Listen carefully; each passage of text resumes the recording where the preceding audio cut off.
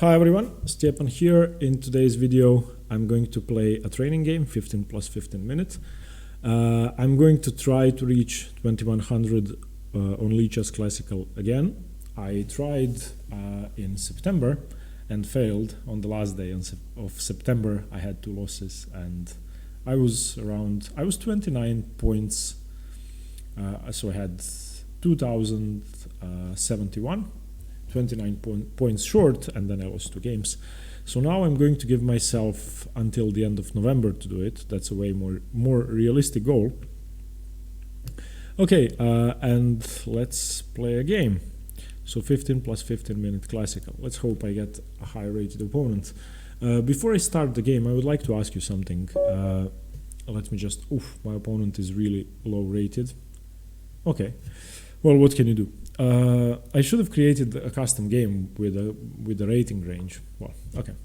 So anyway, before I start the game, I want to ask you to let me know 2 things. I plan to start live streaming these games, and I would like to live stream my training games, and I would like to know which format and what time would you guys prefer.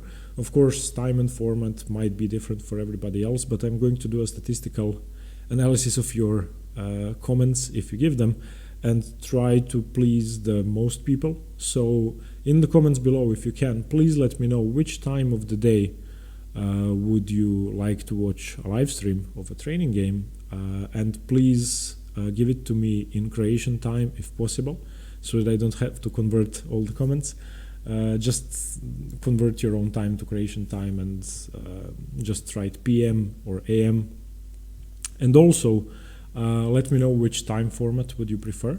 Obviously, 15 plus 15 is short enough for a video, so it doesn't get too boring. But if you'd prefer a longer time format, I would be very willing to do that. I think the longer the game, the better. Just don't request anything below 15 plus 15. I'm not going to do that because I think 15 plus 15 is the shortest time control in which you can actually calculate and play a serious game. So if you could do those 2 things, please leave a comment below. Which time in Croatian time would you like to see a live stream, and which time format would you like me to play? Thank you very much for the comments if you do leave them. I've started figuring out how to do live streams. I'm new to all of that. And also I need to sort out my internet connection. My laptop is alive and it can support live streaming, but my internet is too slow, so I'm going to connect to it with a cable and my connection is going to be stronger. And then I'm going to be able to do streaming. And I plan to do that sometime in November. I think it would be better for me to play the games live than to record the videos and upload them later. That way you can be included in the chat and watch the game live. Okay, so we have an Exchange Slav, a video that's coming out tomorrow, believe it or not. So today I did the Chameleon Slav. Tomorrow I'm going to be recording the Exchange Slav. So this is quite appropriate. Knight f3, knight c3 or bishop f4 are 3 moves that can be played here. Bishop f4 is a slightly risky move, especially if he now plays e3. e3 would be a horrible mistake. Okay. What am I missing? Wait. Okay, so queen b6. What does he do to defend?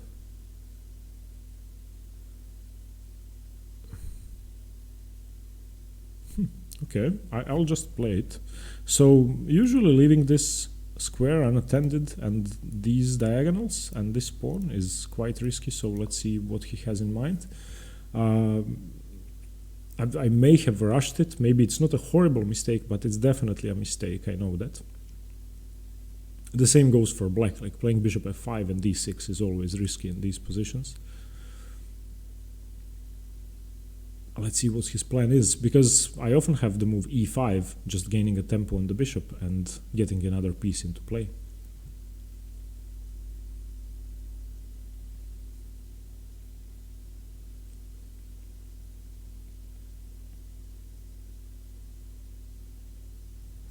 Let's see what his idea is. I mean, I'm going to spend a lot of time to try to exploit bishop f4 and d3.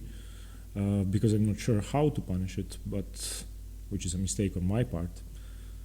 Yeah, that's the problem. I would actually like to talk about that for a while. So when you know that something is a mistake in theory, or it doesn't have to be one move, it has to be a pattern that you know that is risky or bad, and you know that it's a mistake and it's risky and dangerous, and you don't know how to punish that, then that doesn't work. To quote Ben Feingold, theory and practice are the same in theory but not in practice. So if I don't punish this, then it's not a mistake. Okay, e5 bishop b4 can be met with knight c3 for the moment. Knight f6, what does he do after knight f6? I'm threatening knight e4, then he has to play bishop d3, but then knight b4. I'm not sure what he's doing. Let's okay. Knight f6 is my first candidate move. e5, gaining a tempo on the bishop, can be met with pawn takes, bishop b4, and then knight c3. But knight f6, bishop d3, knight b4. What does he do? Bishop c2 seems to be the only move in that position, and I can take.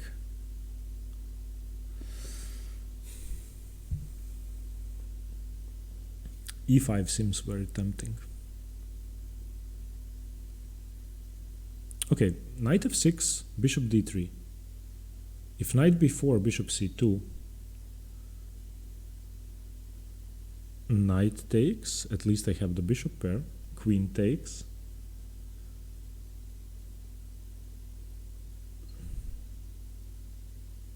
Oh, there has to be something here.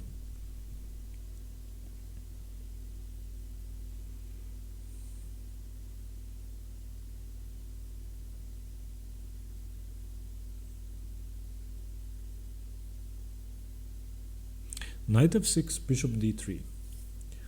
If he goes bishop d3, is knight b4 the best move? Probably not. Well, I do get the bishop pair.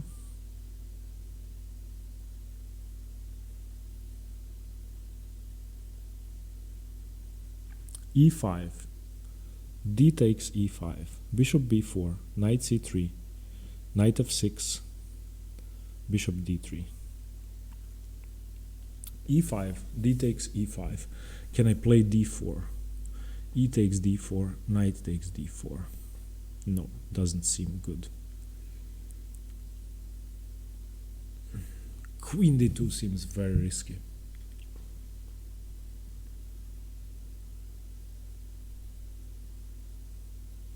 Is there really nothing here? There has to be something here. Knight f6, bishop d3.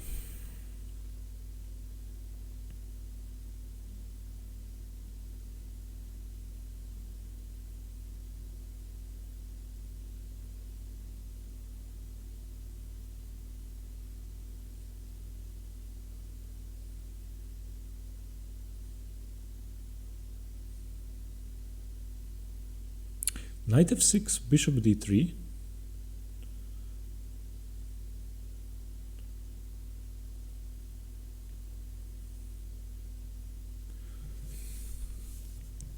Okay, candidate moves, don't waste time. Knight f6 is a candidate. Knight b4 first I don't think is good. e5 is a candidate, but I don't think it works.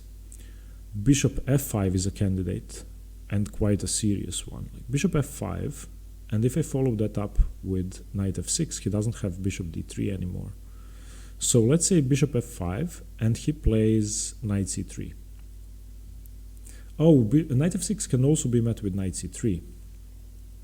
Okay, that I missed. But then, okay, knight f6, if knight c3 and knight e5, I can take, and then I am threatening e5 and winning the queen. Okay, so I'm going to play knight f6 so that I don't waste too much time. I might be missing something, and I'm quite ashamed that I don't know how to punish this. If there's nothing to punish, I'll be really surprised. So if it's a tournament game, I would be thinking for half an hour here, but I don't have enough time. I don't think e5 works.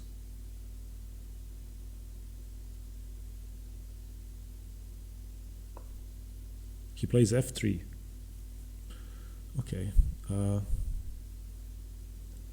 f3 is risky.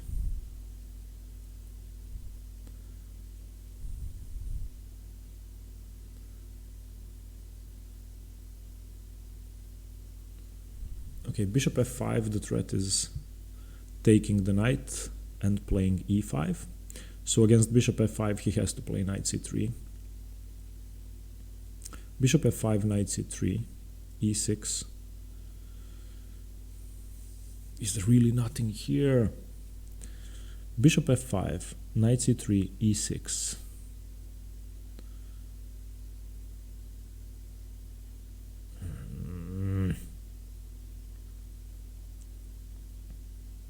Bishop f5 is a strong threat, so I'll just play that, and after he plays knight c3 I'll start thinking. If he doesn't play knight c3, he is lost. Because I take the knight, play e5 and bishop b4.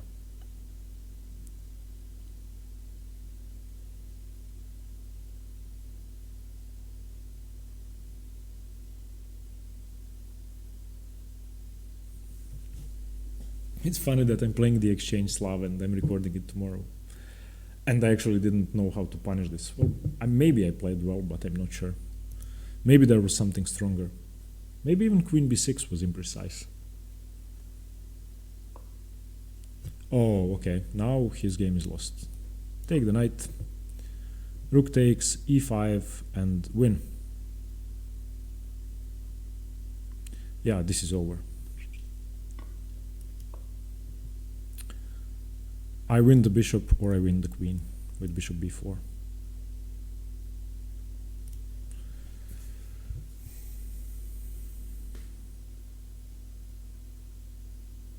Yeah, okay.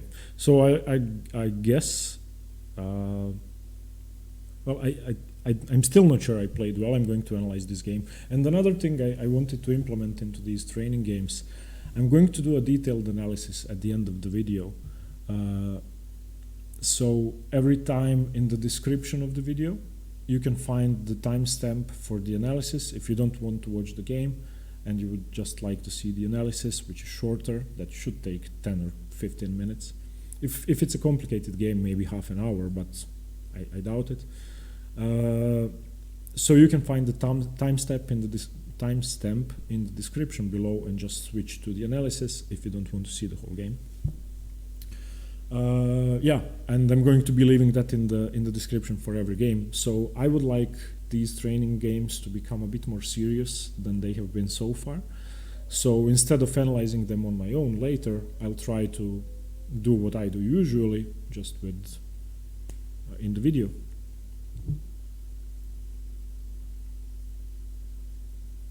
I don't know what he does here. I think he should resign. I mean, he's either losing a piece and then losing the d4 pawn, or he's losing the queen. It is a queen for a piece, but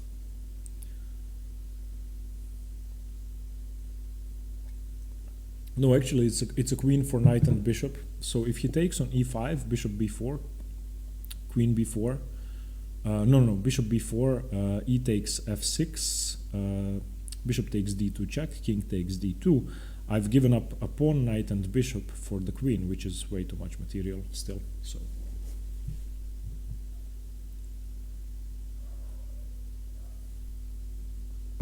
okay, so this is a good intro for the video on the Exchange Slav tomorrow. These are the kind of mistakes that players can make in queen's pawn openings, where the c-pawns have been traded off and both queens have access to b3 or b6 respectively, and there are problems on b4 or b5 respectively.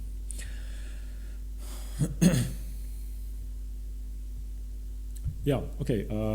So once again, I would like to remind you, if you can leave a comment about when you would like me to play a training game live and which time format you would like to look at or watch, sorry, bad English. please leave a comment. Also, if you have a suggestion for anything else I could live stream, I had another idea, so let me know what you think about this as well. Sorry for asking too much, but I have time now. So I was thinking about solving tactics live.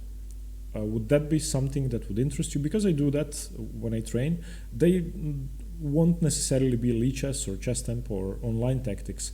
I usually solve them from books. So I would set up a couple of positions and solve them. Now the problem is that when I take Lisitsin's strategy and tactics or some other advanced book, like a tactic from Lisitsin is going to take me between 15 minutes and half an hour to calculate. If I talk, I've never tried solving tactics while talking, but it should be longer. So would you be interested in watching me solve a tactic for half an hour? Or would you just like me to solve them and then make a video on, okay, this is what I did, this was my thought process, and I'm going to explain everything in a minute? What would interest you more? Another idea I had is recording some of my training for the videos and some of my preparation. So, for example, okay, now I'm just going to keep talking because he's thinking. So, for example, I'm playing a tournament, and from now on, I'm going to be recording the games after the tournament, as I have been doing for a while. But during the tournament, I would record my preparation, and then I would edit the two videos together. So you would have part one of the video where I see the pairings, prepare for the opponent, and then you would have part two where I actually play. Would you be interested in that, or would that be too boring? Watching me prepare for half an hour or more? Also, let me know what you think about that. I have a lot of ideas for the channel, but I would really like you guys to be included in this and to let me know what you think. Okay, let's get back to the game. If I'm white here, what's the best option? What's the best move? Okay, I doubt that's the best move, but it's a move. Okay. I don't think K3 is that good because he's losing d4. I mean, he was losing d4 anyway. Should I castle, develop my bishop, or take the d4 pawn? That's the question. Probably just take on d4 and win another pawn.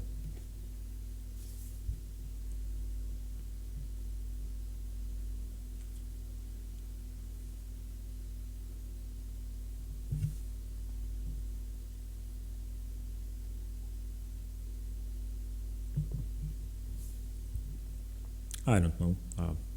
If he doesn't take, I'm going to take on e3. If he takes, I'm going to take on d4. If he plays g5, I'll take on e3. I don't know what he does. There's nothing to do. I'm sorry, but there's no good option in this position. The Exchange Slav is a horribly boring opening. One of my club mates our very strong, I'm sorry, international master, Leon Levaich, who is now just, I think he's 10 points under 2500, soon to become a GM. He's 18 years old. He plays the Exchange Slav, and we played the Blitz tournament last week. Got paired against him. I was black, d4, d5, c4, c6, stakes. He crushed me without doing a thing. I just defeated myself. He knows the system really well, of course. He's really strong and he's been playing it for years. But it's such a boring opening in which white always has a small advantage, and in which, well, okay, I can be biased in a training game. Tomorrow when I record the video on tier in the Exchange Slav, I'll try to be more objective. But I hate it. I hate the opening. I don't want to play it with white because it's boring. I don't like facing it with black because there's nothing to do. You can only make mistakes, as my opponent did now. The thing is, the structure is symmetrical, so both sides can make the same mistakes, which is just really hard to play. If you don't have a sensible plan going forward, you have to keep the position equal and you are risking a mistake. So that's, yeah, my subjective opinion is that the Exchange Slav should be forbidden. Oh, come on, man, just play a move. Or don't, just give up. I don't know. I'm always a fan of fighting in worse positions, but sometimes it's too much.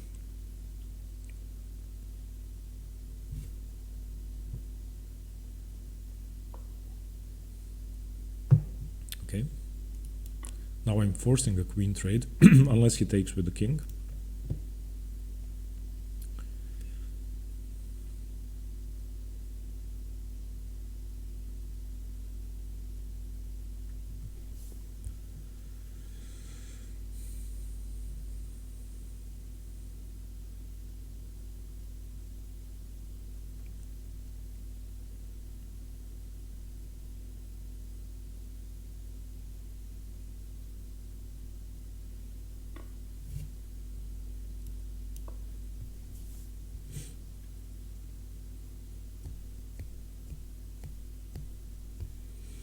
Rook e1, queen b2, anything else, queen takes d4, rook d1, queen b2, anything else I can just castle also.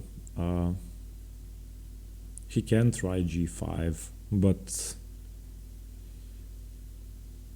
I don't know, I may just exchange the queens and give back the piece and still be winning, but no, I'm not going to give the piece back, why would I? I'll just play knight d7.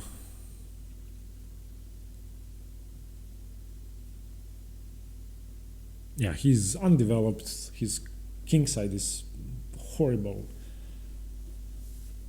Okay. So yeah, good first training game. I'm still going to analyze it and see what I could have done better. I'm not sure that bishop f5 is the most precise move. I'm not sure that queen b6 is the most precise move. I'm not sure about my play, to be honest. Okay, so now knight d4, bishop c5. Does that work? If I castle, of course. I don't know, so I'm just going to castle. I don't want to be risking anything.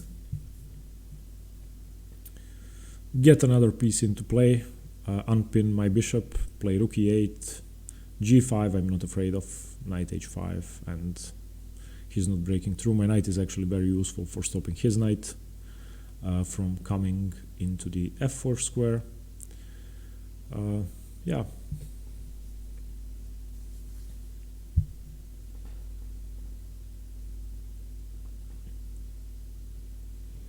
His knight is tied down, his queen is tied down, his bishop has no squares, his rooks, well, his h rook can go to g1. Is that good? I don't think so, because if he plays g5, knight h5 blocks the file.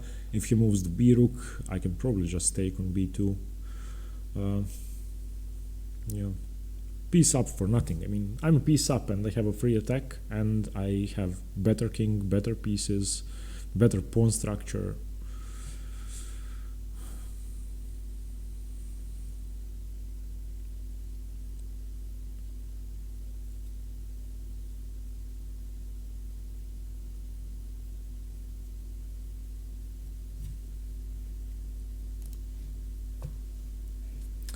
Okay, g5. My plan was knight h5. Is that risky? Should I not play knight h5? Is knight d7 better? Why is knight d7 better? Knight h5 seems like a sensible move.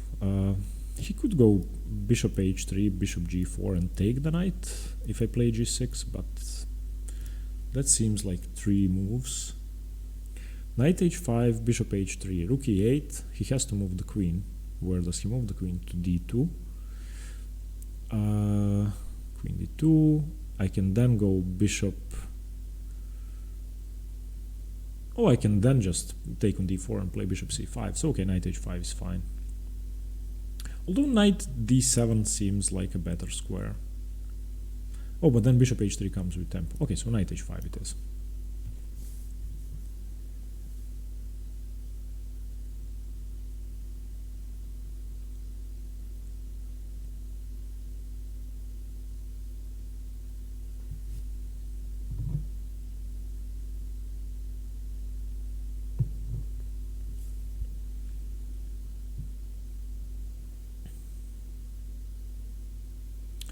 Knight d4, bishop c5, rook d1, rook e8. The queen moves to d2 and I can just take on c5, I think. I sort of like that. Knight d4, bishop c1. Okay, that's what I expected. What if I play rook e8 first? Rook e8 first seems like a good move. Rook e8, queen d2, knight d4, knight d4, bishop c5.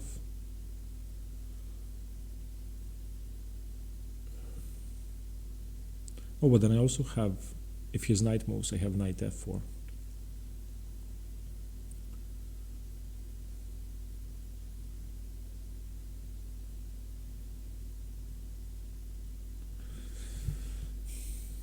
Rook e8 is a candidate, knight takes d4 is a candidate.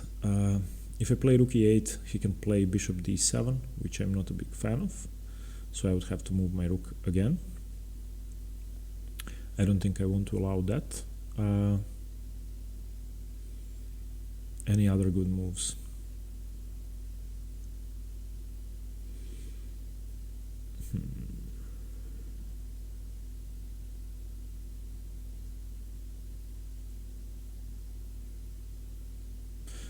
Bishop d7 is annoying, so I may play rook a to d8 to stop bishop d7.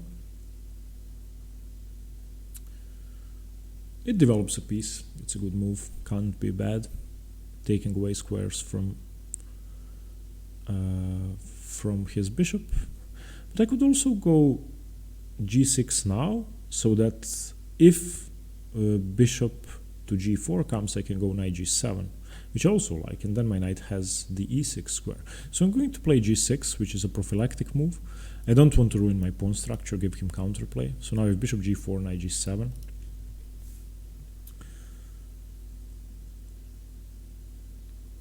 If he plays bishop d7 now, then my e7 bishop is hanging, because his threat is bishop takes c6, queen takes c6, queen takes e7. So I would have to move my bishop, and I would move my bishop to d6. So with bishop d7, I'm going to play bishop d6. Okay, he defends, that's okay.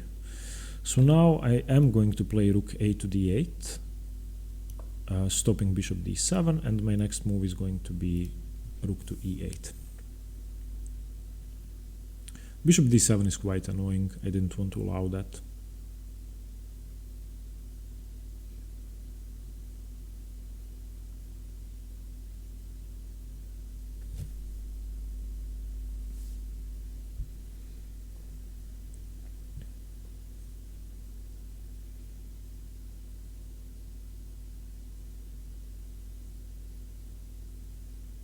My bishop is better on d6 anyway, I think.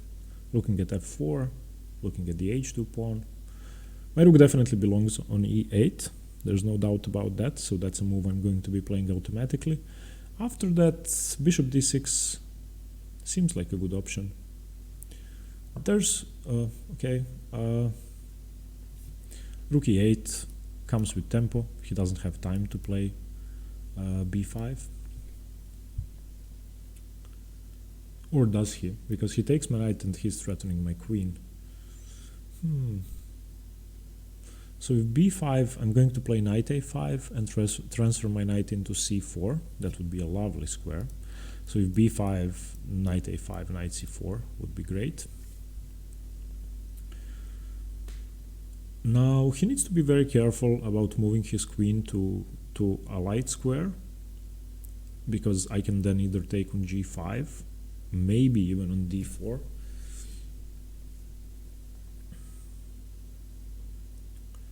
But I most probably will just play bishop d6. I sort of want to keep this pawn here to defend my king.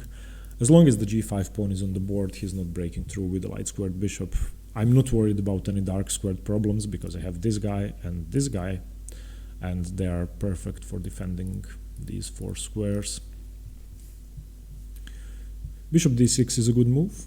Any other ways to improve my position? I don't know. Knight g7, knight e6 is a plan. So putting more pressure on the d4 pawn. That makes sense. Also, knight g7, knight e6, looking at f4, but I'm doing that from this square. I definitely want this knight here. Okay, he went to a light square. Now, what if I just take on g5? That's a free pawn. Do I want to take that? Then I have a check on on h4. So bishop g5, I'm guessing rook g1, bishop g4 check. The king has to go to either f1 or g2.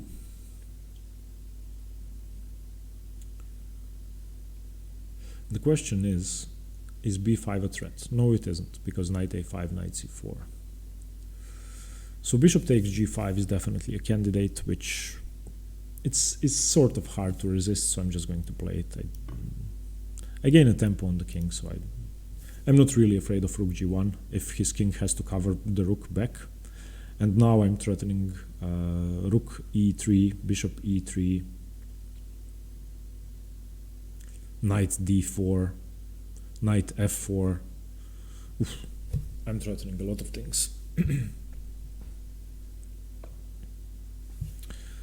Okay, check first or not? Check first, king f1. No, I'm going to play knight a5 into c4.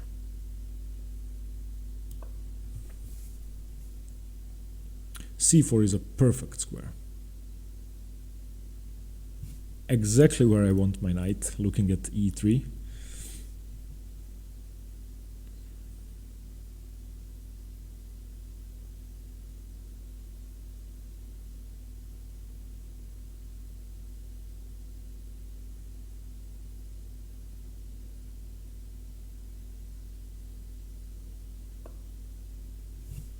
Okay. King to g2 would be a horrible mistake because of rook takes knight check, queen takes. Okay. Boop, boop, boop. Okay. What does that do? I'm not sure. Don't I just win the bishop now with knight f4?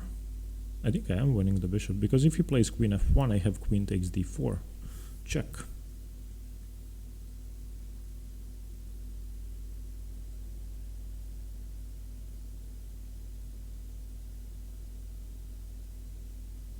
Yeah, okay. And he has 20 seconds, so this should be over.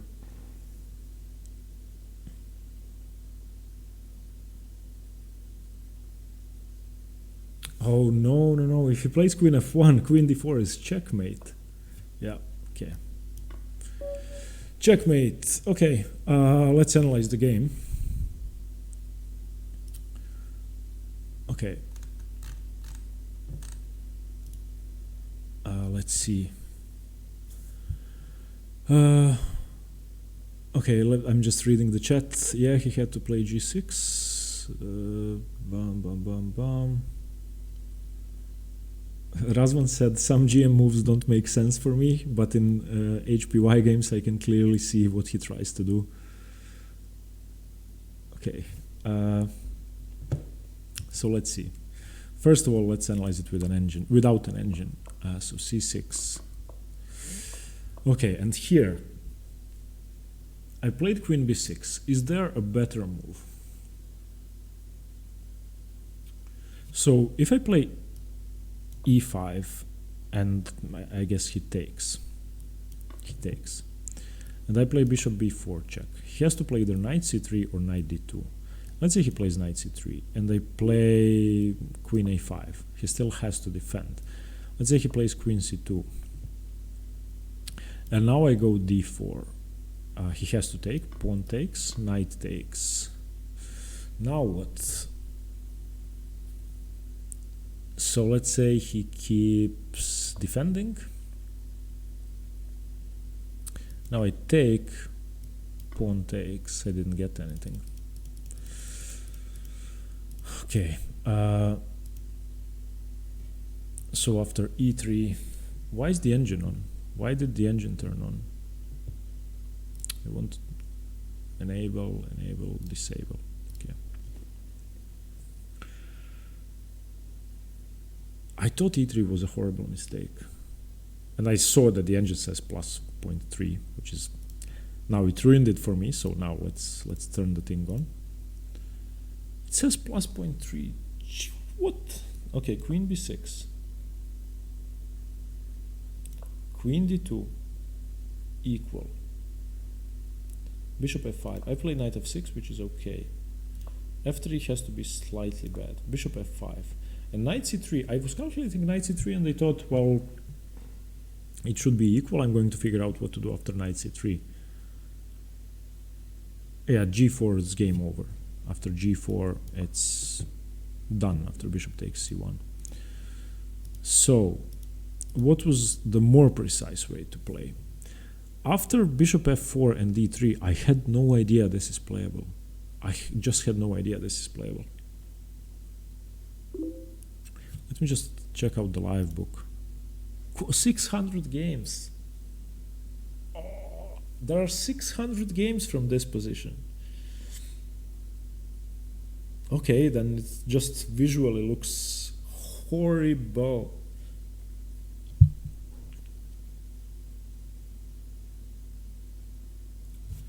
Okay, this is playable, and the best move is knight f6. And white plays knight c3, and black plays a6 or bishop f5. Let's say bishop f5. Queen to b3.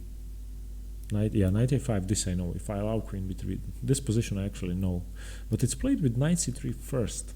That was the difference. So I guess there's no... So I was expecting knight c3 first, and d3 is the main move. I'm sorry for this, I just thought that it's not playable.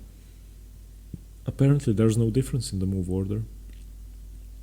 Okay, and after g4, I don't really think we should be looking at the game. I think I played correctly.